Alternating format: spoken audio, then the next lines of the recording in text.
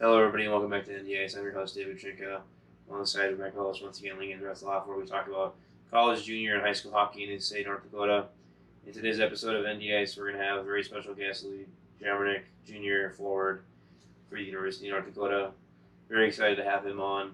I don't think we're going to go into too much detail with any intro or anything like we do with some other episodes, but kind of just want to get straight into the interview. But we'll go straight into that, and it was a fun one. It was, yeah. So we hope you guys enjoy. I'd like to welcome on UND junior forward Louis Jamernik. Welcome. Thanks for having me.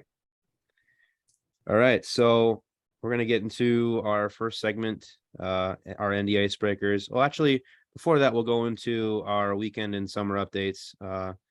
So what have you been up to this summer? Lots. Yeah, just went home for 2 weeks after the spring semester and just hung out with the family there, and then just came back right away for the beginning of June and started summer class for ground school for my aviation 222. That's getting your instrument. So Nice. yeah, pretty much Monday to Thursday, 8 a.m. to 10 in the classroom, go to the rink, work out, skate a little bit, and then yeah, that was, and then go fly in the afternoons, and that was about it. So pretty busy, and the Yeah. weekends were pretty fun, and that's about it. Sounds pretty busy. What about you, Lynx?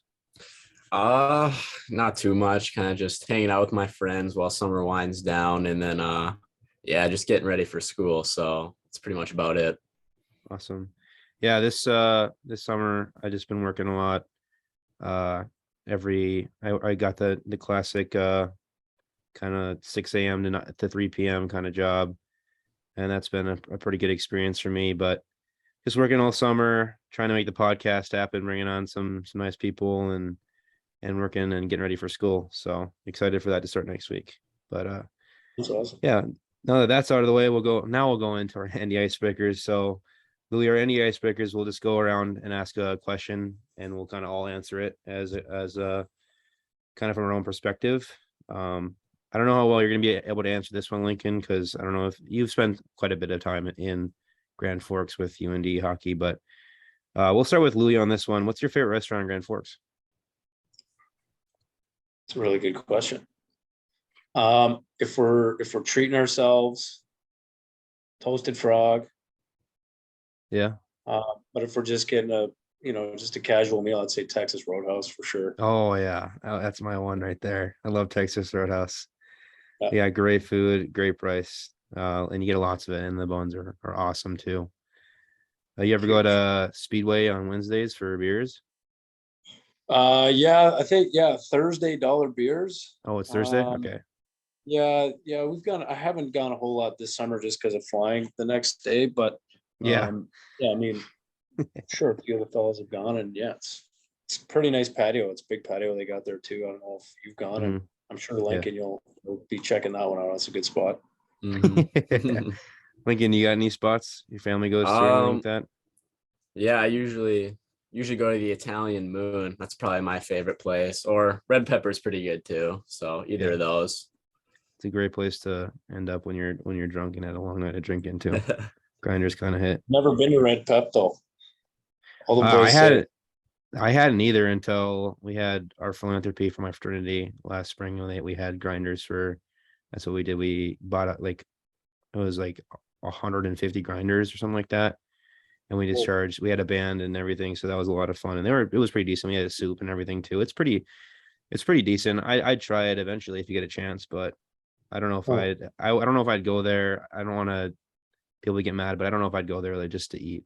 I yeah. think I'd have to be Okay. a little drunk to go there. Good to know. Links, we'll start with this next one with you. We'll go favorite board game or card game to play, like even if the boys are, you know, or it gets rainy outside or something, you got nothing else to do. What do you like to play? I don't really play any board games, but probably just Texas Hold'em poker. So I'm pretty Yeah. good at that. But yeah, that's about it. What about you, Louis? I know the guys like to play Catan a little bit on the team. Yeah, I was gonna say Catan has been pretty hot. I think that's kind of the no-brainer. Yeah. Who's the best? Who's the best? Oh. Sneaky Gavin Hayne.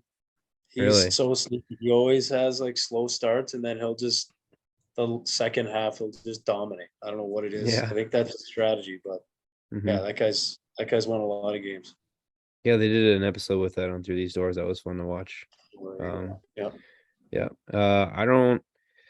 I'm kind of with Lynx. I don't play a whole lot of board games. It's more of a family thing. We play like Rummy when it's Christmas time, Christmas Eve, when we got the whole family together. We'll play that. Or I play a lot of card games. We've been playing a lot of poker with the boys at the fraternity house, betting real money, and get a little tipsy and stuff and play. It's pretty fun. But besides that, just kind of card games. But we'll go into our last question, and this is like I was gonna ask this one last week with Dylan, but I kind of moved past it on accident. Would you rather, this is kind of a hard one. You might have to think about this one for a sec. Would you rather win a gold medal at the World Junior Championship for your country, or would you rather win a national championship for your school? Wow. I got my I answer, think for me personally, I think you just can't beat a national championship. Mhm, But with that said, I've never had the opportunity to play for the World Juniors, so it's kind of easier Mhm. for me to select. If I was a guy like Dylan James and I could potentially play next year, mhm. I would, okay, to answer your question, national championship, but the only thing that would trump that is winning an Olympic gold medal for your country. Yeah. I'd maybe say that. Yep. I'm kind of with you there. I love the World Juniors. I watched them ever since I was a kid. My dad kind of got into me, but I love college hockey more. And as the way I see it is there's lots of opportunities at different levels, different all ages to represent your country and win a gold medal in different events. You got the U18s, you got the Gretzky Holinka Cup, you got the World Junior Championship, the Worlds and the Olympics and stuff like that. So I would definitely go with the national championship. You only get so many years to do it, and you only get to play college hockey once. So I definitely pick the national championship also because I love UND hockey, and UND hockey is my number one. So what about you, Lynx? Yeah, national championship, same reasons you kind of had, David. Yeah, I mean, yeah, national championship, I think hands down National for me. championship Yeah. across the board there. That's great. All right. Well, I think that'll wrap up our icebreakers. We'll go into our basic questions. These are kind of our questions we ask pretty much everyone that comes on. I mean, just you and Dylan so far. Besides Mario, we kind of had a different set for him. But so the first one would be, who introduced you to hockey and sparked your love for the game? That's my dad. It's a pretty Mhm. standard answer, but Yep. yeah, I mean, apparently when I was 1 years old, I've been begging him to get into skates, and I threw a fit when my feet weren't big enough, and finally when I was 2, they were big enough, and so started Mhm. skating then, and organized sports at 4, and then he's coached me all the way till Pee Wee when Mhm. parents were not allowed to be, I guess, involved anymore as coaches, and then, Uh-huh. but yeah, no, that's my Yeah. dad for sure. I had a really similar story there. My dad introduced me when I was a kid too. I think that's how a lot of kids are, but Yeah. and my dad was my coach as well. I don't know if it's like that for you, Lynx, but what about you, Lynx?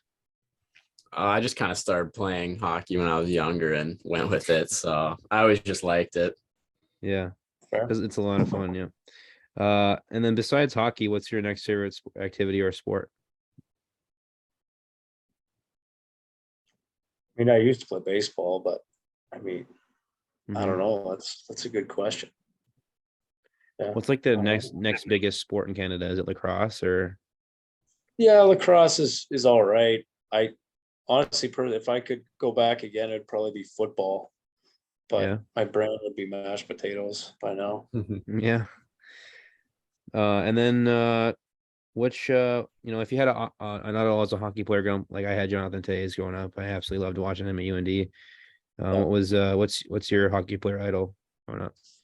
Yeah, kind of similar to you with sticking in your hometown. Mine in Calgary was Jerome McGinley. I think he Yeah, was the man. So that was the same as Dylan James. Yeah, he was pretty good with especially when they went to the cup final in 03 and everything like that. That was pretty big. What was so I'm assuming Calgary was your favorite team growing up then too? yeah, yes, sir. And Pittsburgh once. I mean, I'll admit I was a bandwagon. I love Crosby. So, But yeah, I don't know. What about you guys? A lot of the guys growing up were big fans of Ovechkin over Crosby. I think, not to, shit on your opinion or anything, but my opinion on Crosby when I was a kid is I think my dad was like this too, but I kind of thought Crosby was a crybaby. I think that was kind of a thing that a lot of people thought, but a lot of my friends liked Ovechkin. A lot of my friends liked Ovechkin. I always stuck by Tays just because I was growing up in central Minnesota as a UND fan. So I kind of had to stick by Tays just because he was an absolute legend and he was winning cups by the time I was 8 years old. So what about you, Lynx? Oh, I don't think I ever really had a specific hockey player that I really followed. Just maybe like any of the good teams. I kind of like the Blackhawks for a while, and then I kind of started becoming a Wild fan recently. But I really didn't have an idol or favorite player growing up. Yeah, like you said, I was a Blackhawks fan. Obviously, if I was a Tays fan, I liked the Blackhawks growing up. That was part of my main team, and it was easy to like them because, they won 3 cups in like 6 seasons, and it was funny being around all the Wild fans and them getting mad and everything when we were beating them in the playoff. I shouldn't say we because I wasn't on the team, but when Blackhawks were beating them in the playoffs, it was a pretty funny scene. But we'll go with what was your okay? This one's kind of fun. You can do a nice story for this one. You can do a nice story for any of the questions, obviously, but we had a good I had a good story for this last week, and I had to say the same one. So I don't know if I'll chime in with this one, but what's your least favorite hockey memory? Like a day that absolutely sucked for you in your hockey career that was just defeating, and maybe, I don't know, maybe you cried. Yeah, I think hands down the worst. First thing that came into my mind was losing that 5 overtime game to Duluth. Yeah. I think, although, I know I wasn't there at the beginning of the year, and I came in halfway through, and I was able to play in that game, and like that was a huge game. And that, I believe that team, like you look at all the guys that came back, you look at all the guys that moved on after that point. Like a lot of NHL caliber guys, and I thought we were going to win a ship, like a natty ship. That was just a mindset. And then we were going in every single intermission, going into every overtime. It was, okay, guys, like we're going to score. We can't not score. And then when it didn't work out, it was just it was like, I don't even know how to describe it. You just couldn't believe it. What was it like after the first one that went in that didn't count? It was like a shocking feeling. Like we all just sat back on the bench, like, whoa, like what do we do now? Like we're like, we're not gonna, the game's not over, right? But and we were lucky that the refs reviewed it. I didn't even know they were gonna do that. And then as soon as they called it back, okay, now we can't lose. That's a breath of fresh air. Let's go. And just and then couldn't score. And then Weatherby just came inches away from sealing it with that shot that went over, almost went just over the shoulder of was it Milmock? That was the guy who scored. How was his name now? Stay-Skull. Barely went in the net, went on top of the net. That was I was at that game. That was a barn burner. That was I remember just my we were standing. Everyone was standing. I didn't want to stand for like 4 hours straight. It was getting really tired. I didn't want to. I'm not a huge standing guy. So I wanted to sit down, and everyone wanted to stand, and we didn't have any water. They closed the concession stands after the second period was over, or the second intermission was over. So they had to reopen the stands so people could get water.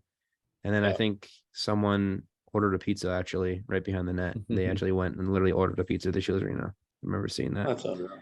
But yeah, that was a huge game. It's a real shame. I hate to say this, but it's a real shame that Leah Hextall was announcing that game, because the tying goals there would have been electric if maybe Clay Mathick was announcing that, or Ben with Dave Starman would have been announcing that, Ben Holden. So it's a shame. It is what it is, but that game was absolutely unreal. It just is an unreal moment to see us tie that, or you guys tie that game, and then took a bad turn. But yeah, so that was it. What about you, Lynx, for a bad day in hockey? Well, I said last week that me getting lit up in hockey I never liked that. But kind of talking about piggybacking off what Louis said, I was at the 2017 regional, which is also in Fargo, and UND they came back. It was like 3-1 against BU, and then they lost in like double overtime, and that was a heartbreaker. That one, and then they originally won it, and then that was offsides. Yep. In Fargo, so the kind of roles were reversed when we went. But if we're gonna continue, if we're gonna do a game like that, I'm gonna go with 2014 Minnesota kid, or growing up in central Minnesota. Everyone's a Husky or a Gopher fan, and I'm just sitting here watching the 2014 Frozen Four, and UND loses with 0.6 seconds left. That was absolutely terrible. I cried. I'll be honest. I cried. I bawled my eyes out just knowing I was gonna get shit on the next day at school. And then it was kind of funny. My dad got us Union championship shirts after Union beat Minnesota in the championship, and we wore them. And everyone, obviously, people were not happy. But we'll go on to what are your pregame? You have any pregame rituals or superstitions at all? I wouldn't say ritual. I'd just say more of a routine. Like I'm very routine based, everyday practice games. But yeah, I guess I like to do things a certain way. Like I put left shin pad, right shin pad, left skate, right skate, tie right skate, tie left skate. And it's kind of just, yeah, if you do things right consistently every day, and you'll hopefully play consistently. So is there a certain like meal you have, like maybe an omelet or something before the game? Not before the game. We actually, when I came here, I used to, playing junior hockey, you eat 3-4 hours before the game. And then I came here and they're eating 6 hours before the game. I'm going, holy smokes, this is pretty showtime. And it's a huge feast. And so I would have a whole thing of pasta, chicken, and then another whole plate of, sweet potato, and a salad. And, and then, that's 6 hours before. And then right when you come to the rink, 3 hours before, I just have a peanut butter sandwich or something. But yeah, there's not a whole, I guess, load up, takes 6 hours for protein to digest apparently. So that makes sense why. Yeah. Actually, when I was working with Through These Doors this year, I went down I had to film, I think it was probably the Cornell series, and we were doing a little bit of video in the gym where people were warming up. And then I walk into the kitchen or the dining area, and Clev's just munching on a honey sandwich. It was pretty funny. But what's your favorite what's your favorite genre of music to listen to before games, or is it like a song you play? You get in the zone with some headphones, or no, I play music in the dressing room. So I got a pretty decent. You're on aux? Yeah, I got a wide variety of sick. stuff. I like to play, EDM, rap. I think the EDM and rap are more, lighter rap is more casual as we're taping sticks and up. But when we get back in the dressing room, 25, 30 minutes before warm up, I dial it up pretty hard with the, let's say, music that's going to make you want to kill somebody. So, how did you get paid for aux? I don't know. It just kind of happened. Last summer I did aux during workouts, and then it just kind of went through into the season just because I'm one of the first guys there. So, nothing's playing when I get there, so I'm going to play something. So the boys just, when you get all the boys get in the locker room, they're just like Louis, throwing some tunes. Where's the music at, or what? Yeah, pretty much. I mean, in away games too, that's more of the scenario. But yeah, when, like I said, home games, everybody comes at their own time and whatever they need to do at the home games. So as soon as I get there, if nothing's playing, I'll play it. And for away games, I normally just hop on, and we've got a pretty good playlist. Guys throw out ideas. It's very open. So if people can make song requests and stuff. 100%. I'm not a hardo at all. Nice. There's a request, 100%. Do you use Spotify or like Apple Music, or what do you use? It's a good question. Apple Music for the playlist, but I actually got on a Spotify a couple of years ago to find new songs, because for whatever reason, I think it's the new this week or weekly, whatever. Pretty unreal songs that I've never heard of come out of that playlist. So when you're in the away locker room, do you guys like bring a speaker, or how does that work? Yeah, we got a Hyperboom speaker. I don't know what I think it's an Ion Hyperboom or whatever, but yeah, it's mobile, and we like to leave it plugged in. When it's plugged in, it gets very loud. It's got heavy bass. I think Jackson Keene played a role in purchasing that. He was the aux guy for a few years before I got here. And yeah, he's unreal at tunes. And yeah, so I think he would Dano to find a proper speaker for us. Yeah. I kind of can relate to that. I don't know about you, Lynx, but we always had guys that would bring speakers before. Like, we didn't have a speaker. We were like playing Bantam. So, and like my Knots Frank or something, so we always had someone bring a speaker. I think that's how it is for most teams, but just for that pregame stuff.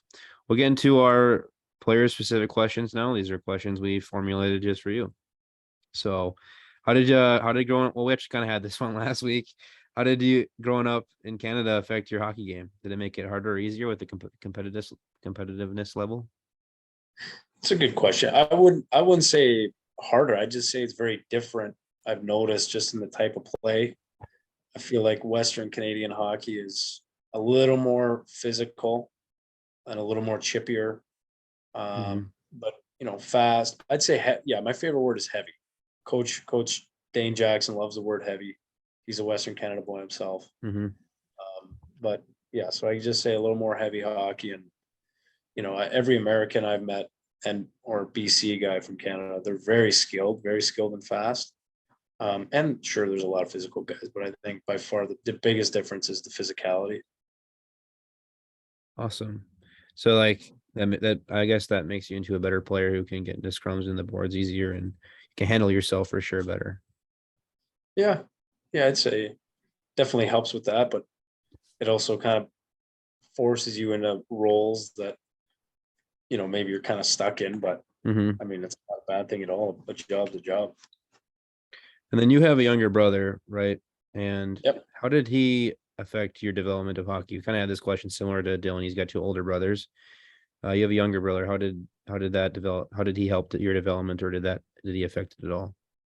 Yeah, no, big time. Him and we would go play on the outdoor rink all the time. We in our old house, we had an outdoor rink like 2 blocks from our house. And it was a real huge one. And every night after dinner, we go out and skate and have some fun until it was dark out and couldn't play anymore. So I spent a lot of time on the pond. We had a pond in front of my house. My neighborhood was kind of shaped around a pond, so we always had like 6 different rinks out there in Minnesota. So it's pretty common for kids to go out and play hockey, or you'd have like the dad who has a kid that doesn't play hockey. He'd just have like a kind of one of those crappier nets, and maybe you'd steal it for an hour or so. But you spent around 4 years, almost probably about 5 years in the Alberta Junior Hockey League. What did that experience mean to you, and like what makes junior hockey special in Canada? Yeah, I think it was a wild journey, honestly. I don't know if you want me to go in depth or not, but yeah, go ahead. So I was supposed to play in Brooks at 16. I got promised that, and you know how life works. So I got cut from 16, went back to midget hockey, midget AAA in Calgary. Played that year. We lost out of playoffs early in like mid-February. So Brooks brought me back out for their playoffs for 3 months. So I pretty much got, I got a couple of games in. I got to play in the RBC Cup, which was fun. And then I played 17 year in Brooks, got put on a futures list at the beginning of that year while I was healthy scratched. And then by the end of the year, I was player of the month of the team. And then so that I kind of got dished for nothing off the futures consideration. So it was fine, because then I ended up in Okotoks. That was amazing because Coach Tyler Dice, he's unbelievable. I don't know if Dylan mentioned that or not, but just a great guy. And he coached me when I was 10, 12 years old. And then just played in Okotoks for 18, 19-year-old year, and then the 20-year-old year for like a month until COVID shut everything down and I came here. So that was kind of a bit of a route, but I definitely love it. I learned a lot for sure. Yeah, you were correct me if I'm wrong, but you were captain on that team, right? In Okotoks. What was that like, being named captain? Do your teammates nominate you, or your coaches, or how does that work?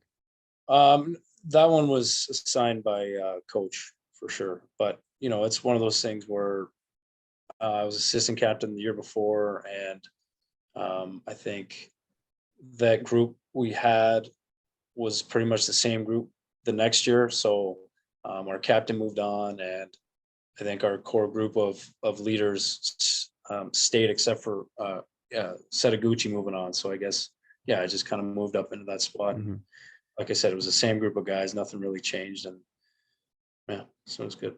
Awesome. What was your UND recruitment like, and what made you want to play at UND? That's a good question. So going back to Tyler Dice, he kind of sat me down at the beginning of my 19-year-old year, and he just said, "Hey, if you could play anywhere, where would it be?" And I just said North Dakota, kind of half-heartedly as a joke, because at that point I didn't have a single, I hadn't talked to a team since playing at Brooks, so a year and a half. So it kind of went a year and a half of no NCAA connections, Mm-hmm. and then anyway, so he started that connection. I guess they started watching me for a few months, and I had a pretty good start to the year and started to talk to a bunch of schools, and I got invited out to the Team Canada West tryout, and then that kind of really got the wheels turning. I went out to Michigan Tech, and then as soon as Bubs heard about that, I think he invited me the next weekend. But sorry, I'm all over the board here. I guess so Bubs accidentally stumbled on to me, apparently. We were just playing a random game in Edmonton, and two days before the Christmas break, and we were losing like 4 or 5-0, 5 minutes into the game.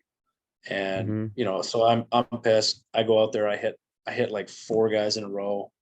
And then this one defenseman, I hit him pretty good behind his net. And then I go up to reload his F3, get above the play, and he follows me, like he beelines it to me, and he wanted to fight. So, we had a really good fight, and it was a really good fight. And as I'm getting off, I kind of let our bench, like, let's go. And and I guess Bubs really liked that, and he got me on a flight down here 2 weeks later. So what was the visit like then? It was incredible. I went to Michigan Tech the week before that, and it was really nice, like really nice campus, and you know how the schools throw stuff, and it's really cool. But like this place is like nothing. So you can't even. Town's beautiful. It's nice. It's small. I like small town feel. And then you get to the Ralph, and my shoes are like I'm not even in my shoes anymore. Jaws on the ground. It was the best facility. Marble floors. Everything you could ask for in a gym. Locker rooms are great. Coaching staff is incredible. And then when they just get into their philosophy about the guys they bring in, the character, the hardworking, like it makes sense why they've been so successful, because it's not just playing hockey. It's being a good teammate, being a leader, what you do on and off the ice. So, yeah, you mentioned Michigan Tech there. Were you talking any other programs besides UND or in Michigan Tech? I think Providence and Union, RIT. That's about it. Were you close to win any of those other ones? Was I which, sir? Were you close to win any of those other ones? Yeah, I was pretty much settled on Michigan Tech. Really good offer, and the team was up and coming. They were down some forwards, especially centermen, and they were young too, and they did pretty good. And I think they made the national tournament actually this past season. So they did. You can tell that group kind of aged up and matured and got better. So I thought that would have been a good. They saw me fitting into a spot, and I thought it would be a good opportunity. But then, and I was pretty set on that too. And then Bubs just said, "Hold on, before you make any decisions, come here." And, like I said, they know how to get players here. Yeah, they got a pretty nice rink down in Michigan Tech. I haven't been to it, but I've seen a lot of pictures, and it looks really, really nice. And they played Minnesota Duluth, I believe, in the first round, and their like leading scorer got kicked out within the first like 2 minutes, which is really sad because I like to see.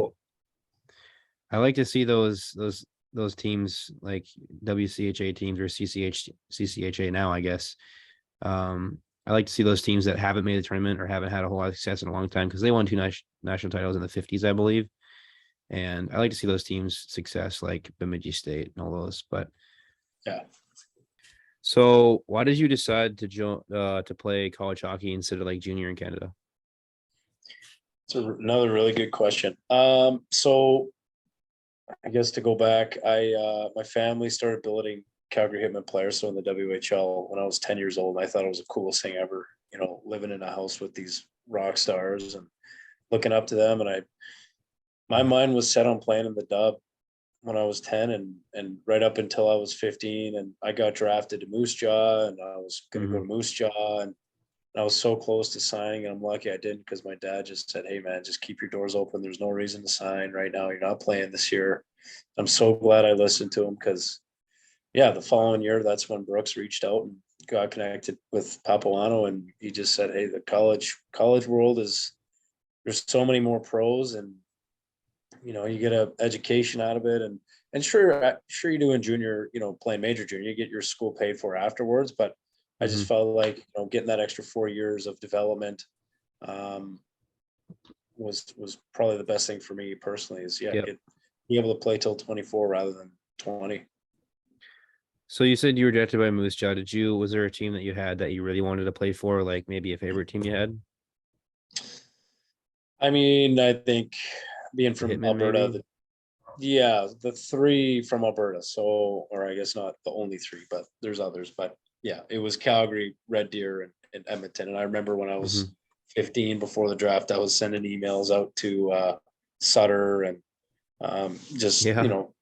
staff on Red Deer and Edmonton, just kind of selling myself like, hey, I'd do this and that.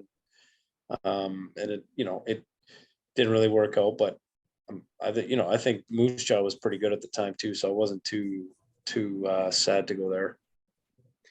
Yeah. And you said before when your coach sat you down and asked you if you wanted to play college hockey anywhere, you said UND jokingly.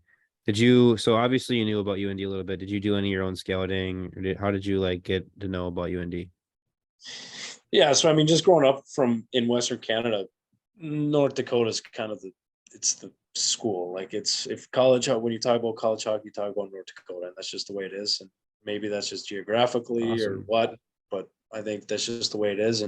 But also secondly, it's, being somebody who wanted to become a pilot, I looked up, did some homework and found the 5 schools that have Division I hockey and a pilot program. So, who was number 1 on that list as well? UND. Yep. So I think that was just a no-brainer, really. So it's UND, Western Michigan, Mankato has a decent program too, right? What are the other 2 that I think it was Alaska, Ohio State, and then Omaha. Did you already say Omaha? I didn't say Omaha. I didn't even know they had one. Oh, I think so.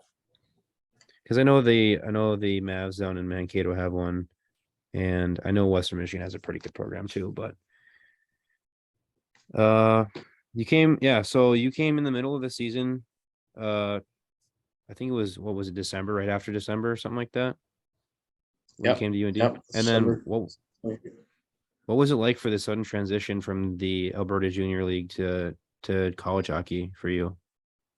Yeah, it was pretty wild, I think, especially because I was sitting at home for over a month because COVID canceled my junior season.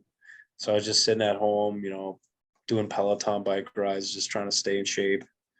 But that was pretty much it, playing on the outdoor rink. And then all of a sudden making that jump was, first just adjusting to being far away from home, and which isn't a big deal, but yeah, I think getting set up with classes and just getting on the ice with these guys that I literally subscribed to the NCHC package to watch them in the pod for the entire Christmas. I'm going, wow, like this is unbelievable. I'm idolizing these guys. And then literally a week later, I get a phone call that I got to come play with them now. And I'm going, how am I supposed to crack this lineup? And, they didn't promise me anything. They just said, hey, we need an extra guy in case somebody gets injured or COVID hits or whatever. And I was just happy to be here as whatever they needed. And so I was very grateful for the opportunity. But yeah, I guess making that transition was crazy. If you had that heart rate tracker on me, you would have thought my heart was going to explode just trying to keep up with everybody. Those first 2 weeks I lost like 10 pounds. Jeez. Yeah. So who called you then? Bubs? Yeah, it was Bubs. I think it was coming to the end of the pod, and I was just out on the outdoor rink, and I just had a weird feeling like, hey, I should probably check my phone after 2 hours of nothing, and missed call 3 minutes ago from Brad Berry, and I'm going, uh-oh. So yeah, I called them back right away, and yeah, they just said, hey, we need you to come down. So awesome. That's sick. Yeah. So like, I'm kind of curious because you started in December, and the spring semester doesn't start until mid-January. How did you get registered for classes, and how did that work then? Yeah, another thing where we're just so lucky here with the amount of support staff we have. I think I worked with Andres Freeman. I was on the phone with him at least twice a day for the next 10 days. He was getting classes set up. My visa set up, my I-20, my F1, my 905, all that stuff just to get across the border. I gotta go to the bank. I gotta show them that, my dad has enough money in the bank to pay for the tuition and to pay for all this and Really? that. Oh, for Yeah, the so student you loans have and to get stuff, maybe, or well, no, they put away an RESP, which is like an education fund. So okay. the money was just sitting there, but we needed, apparently the US government wanted like a stamped approval from the manager of the banks, and this is whatever. But yeah, Oh, just wow. little things like that. There was a whole process to it. And it was a whirlwind of 10 days getting packed up and just moving my whole life out here. But I'm lucky I had guys like JBD and Weatherby and Senden, who I lived with that second half. They took me in, and yeah, I was just so lucky I got to live with those guys, because not only they were the 3 assistant captains on the team too, but just really great guys, very focused at the rink all the time. Just hanging out with them, I think, helped me just learn what it took. Yeah. So when you came in, what was it like? What was the feel like in the locker room when you like stepped in for the first time? I assume people were welcoming with handshakes, or were they like maybe, oh, who's this guy? I mean, I'm sure there's a little bit of both, but in terms of, on my drive here, there were guys already texting me, and I think Bubs kind of had a team meeting and let them know a day before I got here. And as I'm driving out here, my phone was blowing up. I think almost 75% of the team reached out personally on text, just saying, hey, hey Lou, so happy to have you out.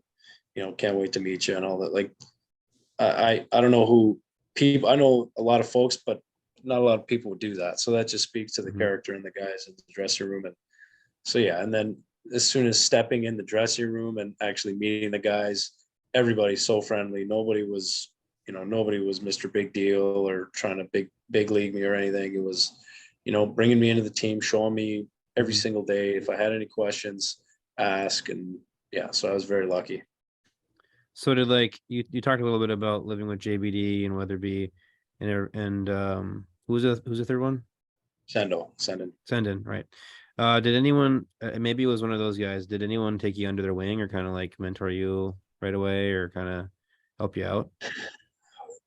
I really think it was a group effort. I mean, I guess I was a little more, following around of JBD, just because I knew him previously. I played spring hockey growing up with him for like 5 years, so I knew JBD very well. Oh, okay.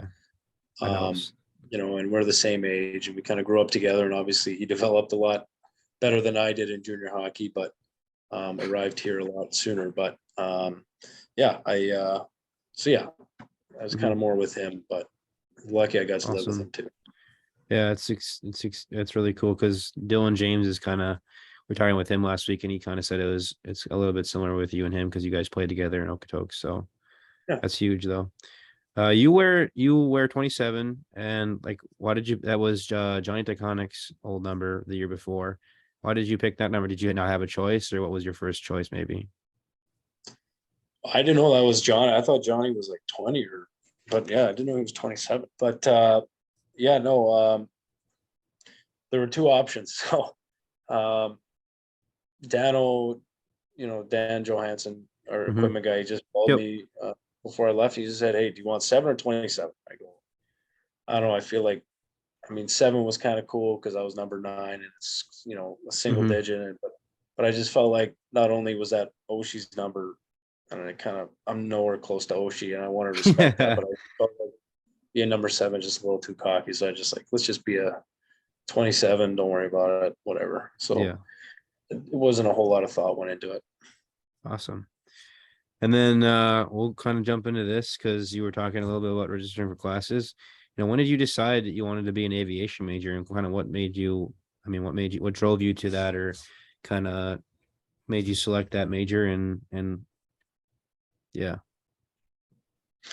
I just decided when I was probably 15 or 16. I mean, I've always loved planes since I was 10, and being a pilot was always on my radar. And then as we got closer to the college scene, like I said, I made that list of schools that had both, and UND was one of them. So as soon as I committed here, I knew it was part of my process of wanting to come here was because of the aviation. So it's not like I just showed up and went, oh, what do I want to do?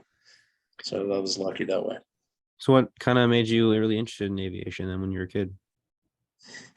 So my grandpa was in the Royal Canadian Air Force as a navigator. So he wasn't a pilot, but he was in the Air Force. And then my dad's dad, he was a private pilot. He got his private pilot license at 50 years old, and he loved flying. And yeah, I mean, he just said you would love it. Look into it, and I love it. So he was right.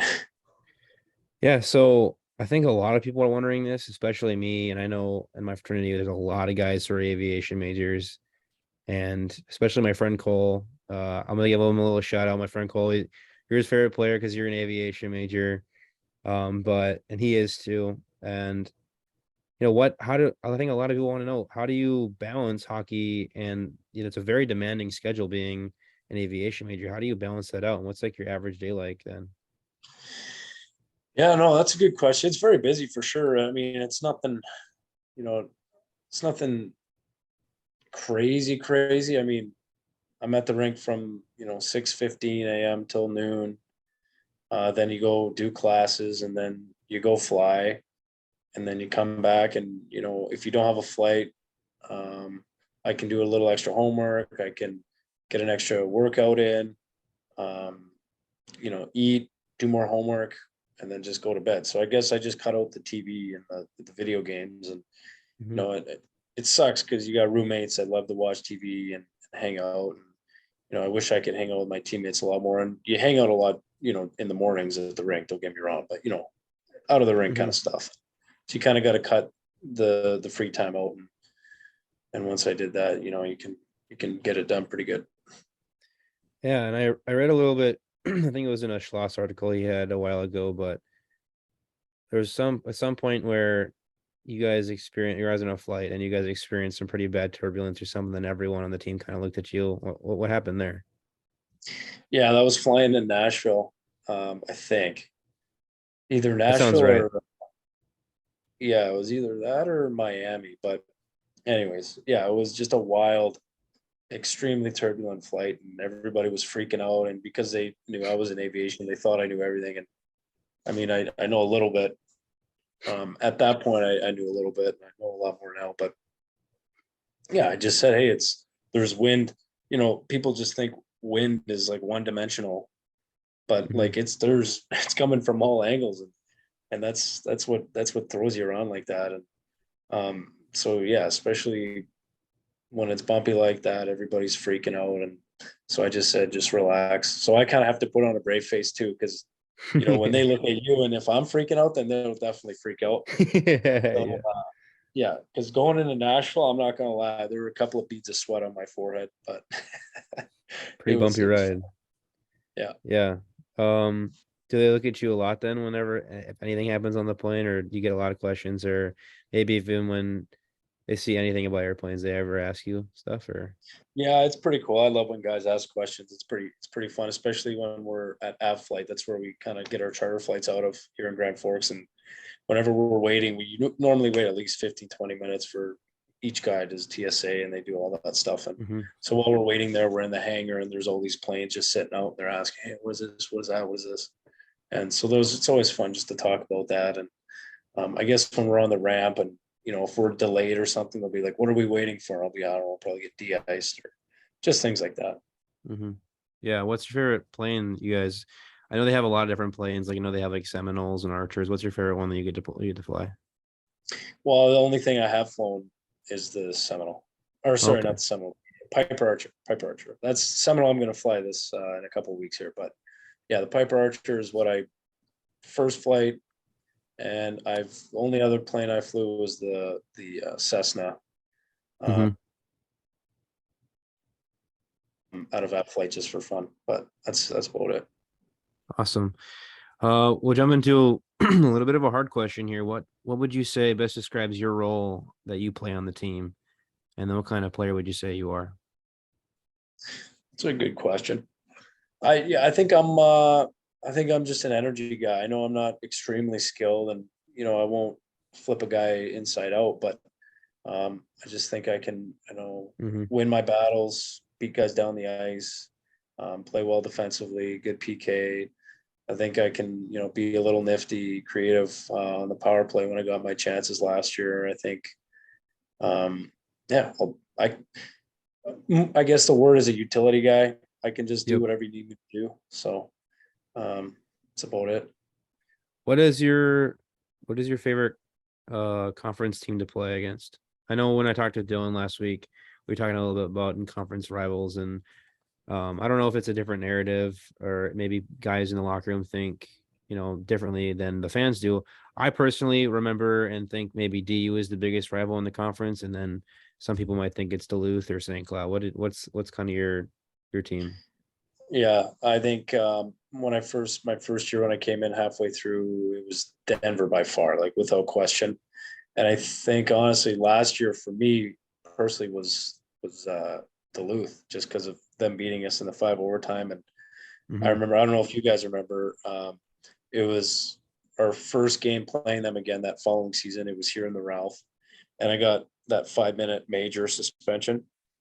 Not a suspension. I just got kicked out of the game, but yeah, I was so fired up for that game. Like that, if I actually stayed in the game, it may have been one of the better games that I played, just because I don't think I was ever jacked up as much as I was for that game, just to get them back for kicking us out. And I just remember, I just got a cross check from that guy right in my wrist behind the net, and he tried to chop my nuts in front of the net, so I punched him in the head, and he just dropped like a sack of potatoes. I don't know. It was, anyways. I think I do remember that. Yeah, I remember that weekend because the Friday night, I think it was actually one of the first weekends that it was actually really cold out, and we were all waiting in line. And I remember seeing on Twitter, I sit with kind of a group of guys who stays active on Twitter and everything, and we just saw that Jake was out with the flu or he was sick, and we were all like, come on, dude, we want to sweep Duluth here. And and you guys ended up doing that later in the season, which was awesome. I was there. You knew that. I talked to you a little bit on the way back, and I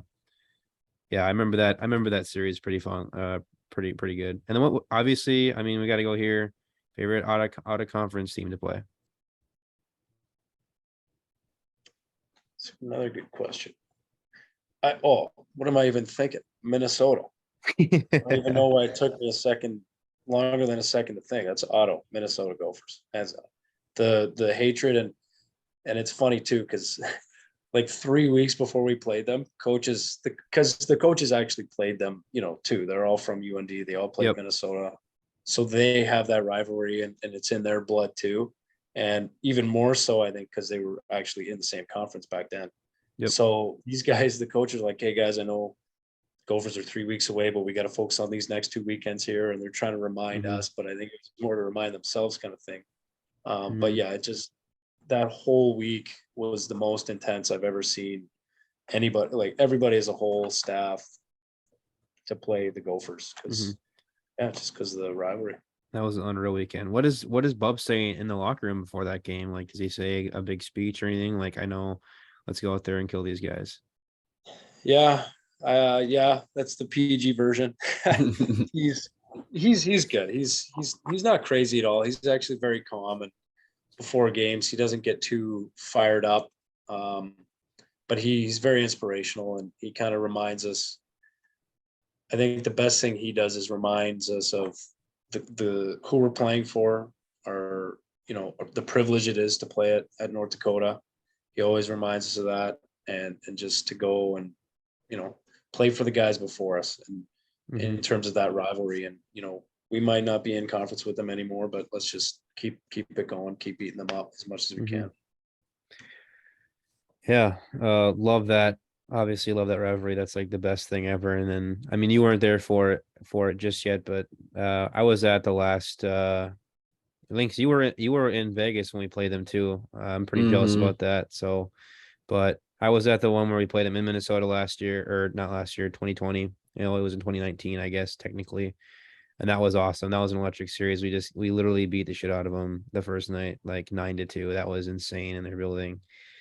And it was a little bit closer the second night. And then, you know, we didn't get to play in 2020, and I was at the one in 2017 too, when it was at UND as well. But anyway, yeah, I was at the one this weekend, this year, obviously. It was awesome. And then hopefully, I'll be going to the one this year too, in the Mario Cham. I have the tab open on my phone, waiting for the ticket sales to go on for Minnesota.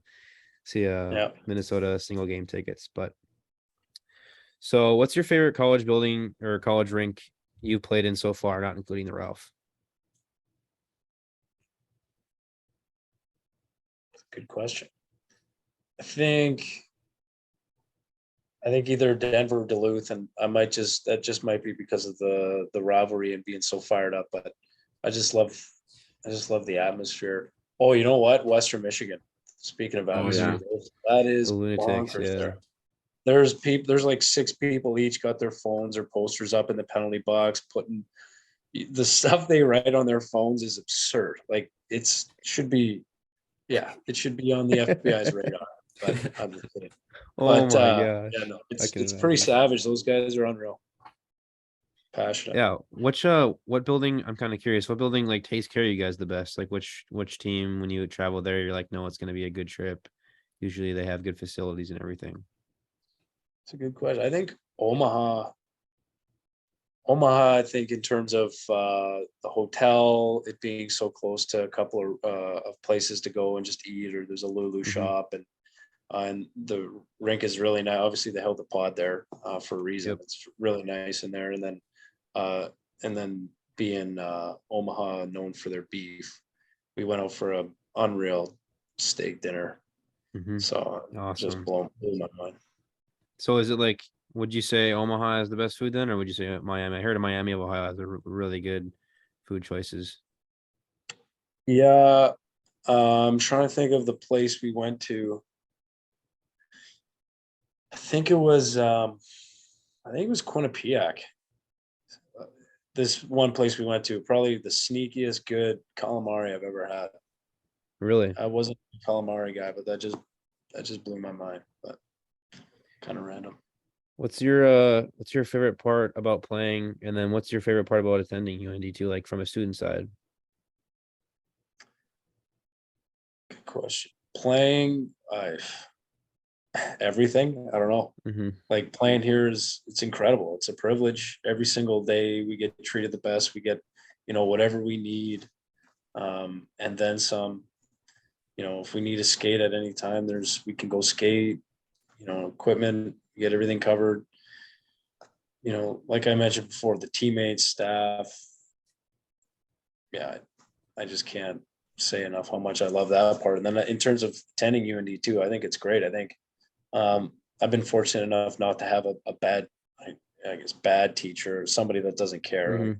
I've had every single teacher I've had has cared about what they've done. And, if I send them an email, or they've been all willing to work with our schedules in terms of being away. I haven't had anybody that said, oh, you can't do this or that, so I've been very fortunate. They'll work and they'll give me the homework ahead, or they'll let me make it up after. So I think that when things work like that hand in hand, when people are on the same page, it makes life a lot easier. You ever had Munski yet? Or yeah, I've taken Doug Munskis. Munski, absolute legend. Lincoln, you'll have to take a class with him. He's an absolute legend. He gives out candy and stuff. It's sick. Yeah, if I can give you a piece of advice, so Lincoln, I'd only do one a semester, or save his classes for when you have a really heavy schedule. It'll be a class that'll let you, and he knows that, and he does it on purpose to alleviate people's stress. He's like, hey, you still you do the work, and he won't make it hell. Yes. All right. Yeah. So we kind of talked about it before, but what's your living situation like right now? Who you living with right now, and who's in the house with you? So we have a duplex, but on this side, it's Bast, Hortz, and Schmaltz with myself on this side. And then on the other side is Gaber, Ness, Cooper, and then Farmer just moved in there because Booty was here before. before he transferred to RPI. But it's a great setup. We have a huge backyard. The basements connect, and yeah. So I mean, we have lots of fun together, and we just walk over to each other's side. And did you say the basement's connected? Yeah. That's electric. Oh my gosh. Oh, I yeah. can't imagine what the parties are like then. That's sick. Yeah. Yeah, it's pretty good. What's your favorite memory so far being on the team?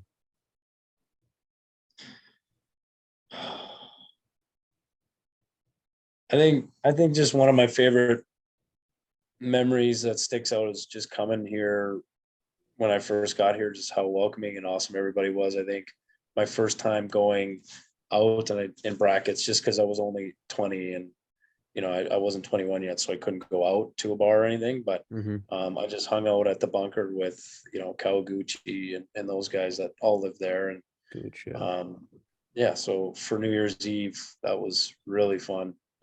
That was kind of my first kind of college experience, so I won't forget that. So you guys have some good Christmas parties too. Yeah, actually last Christmas party was a lot of fun too. We just got a bus just for our group, like nothing, just for our players and girlfriends and a few others. But yeah, just we spent just 3-4 hours, just the team, just the guys, us together. I think guys still talk about it now, how that was probably one of the best times we had as a group, just because of how close we were. Awesome. And then I have least short memory here, but I think we can skip that one because you kind of already said that earlier with the 5 overtime game. What's your favorite goal you scored in your college career so far? That's a good question. I think there's I'd say I'd 50-50. I'd say the Colorado College one, when we were in CC.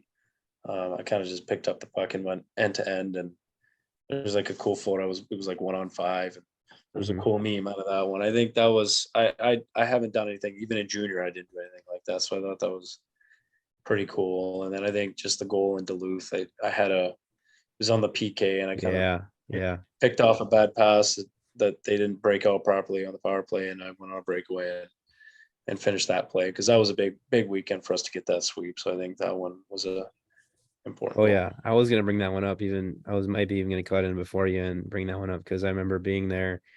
We were in the upper bowl right above the student section, so we were kind of chirping him a little bit and everything. And it was just so sick, because I mean, Albrecht had his first goal, and that was absolutely disgusting. It was a filthy goal. That was insane. Because I remember looking over at my buddies, and I'm like, dude, was that just Carson Albrecht? Oh my God, that was nasty. Oh yeah. And you guys were rolling, and then you had that shorthanded goal, and that was sick. I had to make sure that was shorthanded, because that was absolutely sick. I was so hyped for you when you scored that one. I was like, let's fucking go. That was insane. And then even then, they had a NCHC posted a YouTube video of all the shorthanded goals this year, and they didn't put that one in there. I'm like, where's that goal? But yeah, it is what it is. But who's the funniest guy in the locker room? Who's the jokester?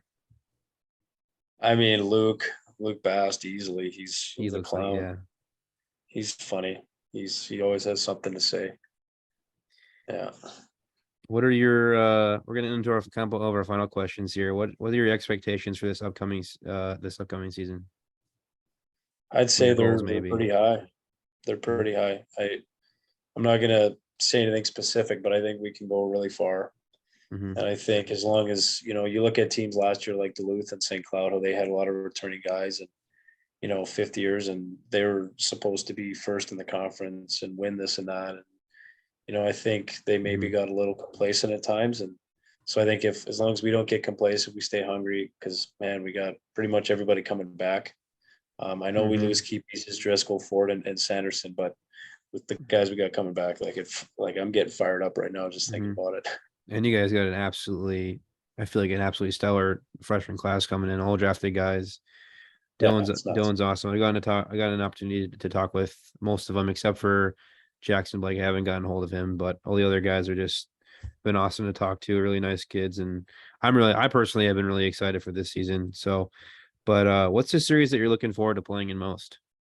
I think we can probably narrow it down to your favorite, but yeah, I mean, I think it's a no-brainer. I think Denver, Duluth, and Minnesota. I mean, especially in Denver. I don't know what it is. I think it's just because I got my first point there, but I think there's something about Denver too. It just fires me up. Mm-hmm. And then Minnesota, that'll be your first time playing in Mariucci Arena. It's actually it's a pretty decent building, but they used to not pack the building a whole lot just because they weren't very good the last couple of years, but they're actually going to be pretty good this next year. So hopefully they choke somewhere at the end of the season. But and then we'll go into our last question here. For anyone who's listening that wants to play college hockey, maybe an angry person, what's some tips maybe you got to say for them that want to make it into college? I think one of the biggest ones that not a lot of people talk about is do your school. I think I had a lot of teammates and buddies that were unreal hockey players, but because their academics weren't there, they had to go the dub route, or they just couldn't get into the schools they wanted to when their skill or ability could get them there. So so that's kind of the biggest one is academics, and then your classic, just work hard, man. I think not a lot of people are open to feedback nowadays for whatever reason, and I think the best way to get better is just listen to your coach and ask for feedback, get as much as possible, and talk to your teammates after every play. Like, do that kind of stuff, and then your classic, be the first guy on the ice, last guy off. Mm-hmm. All right, well, thanks for being on. Really appreciate the time and you taking the time to be on here, and we hope you have a really good season here. Yeah, for sure. Thanks for you guys' time. It was fun. Well, there you have it. What do you think, Louis? Oh my God, okay, never mind. Oh my God, Louis and Lincoln. Okay. Well, there you have it. What do you think, Lynx? Really nice guy. Lots of good stories he could tell us, and it was kind of cool learning about at least his whole experience of coming up to UND, since he came up kind of not halfway through the year, but kind of close to with all that COVID stuff. So yeah. Yeah, it was really cool being able to talk to someone that's actually on the team right now instead of someone who's coming on the team like Dylan, or someone who was on the team before like Mario. Obviously, Louis is a great guy. Love having him on. Again, thank you, Louis, if you're watching this, for taking the time out of your day to let us interview you and share this experience with us. It was a lot of fun. So, but I think that's going to do it for this episode of NDI. I just hope you enjoyed as usual.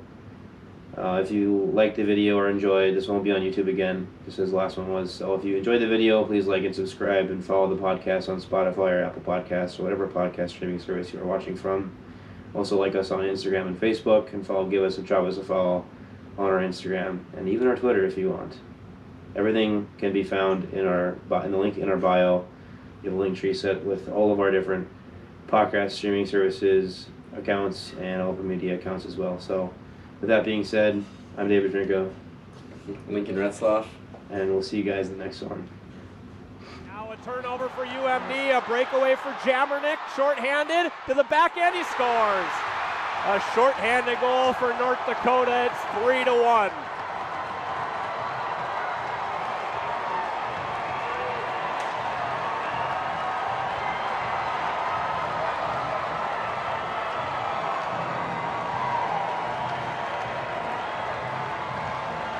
Well, another awful turnover by UMD. And this North Dakota team takes advantage of it. Louis Jamernik